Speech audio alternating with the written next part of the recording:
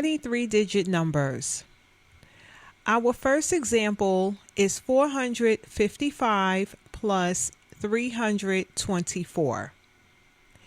This problem is written in a horizontal format, so we want to first begin by rewriting this problem in a vertical format, placing the first number on top and the second number underneath. Please make sure when writing this problem in a vertical format that you are lining up your place values. Notice that 455 is a three-digit number.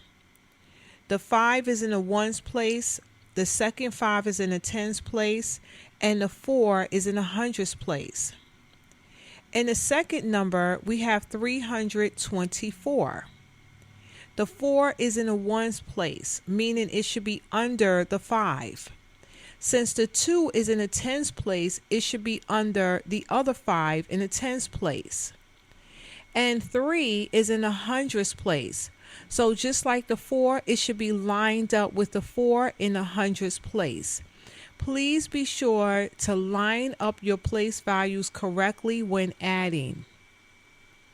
And with that said, let's get started. Let's begin adding in the ones column. 5 plus 4. How much is 5 plus 4? Correct. 5 plus 4 is 9. Moving to the left, we have the tens column, 5 plus 2. How much is 5 plus 2? Yes, 5 plus 2 is 7. Continuing to the left, we have the hundreds column, 4 plus 3. And how much is 4 plus 3? Yes, 4 plus 3 is 7. We have 779. 455 plus 324 equals 779. Our next example is 210 plus 360. Because this problem was given in a horizontal format, we want to first rewrite this problem in a vertical format, placing the first number on top and the second number underneath. Make sure your place values are lined up. The zeros are in the ones column. 1 and 6 is in the tens column. 2 and 3 is in the hundreds column. Your place values must be lined up correctly. Now let's begin adding in the ones column. 0 plus 0.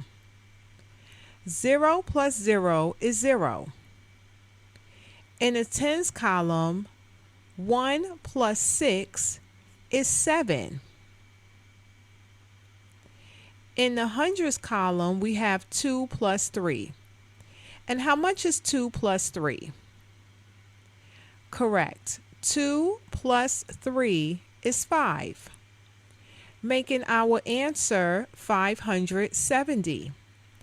210 plus 360 equals 570.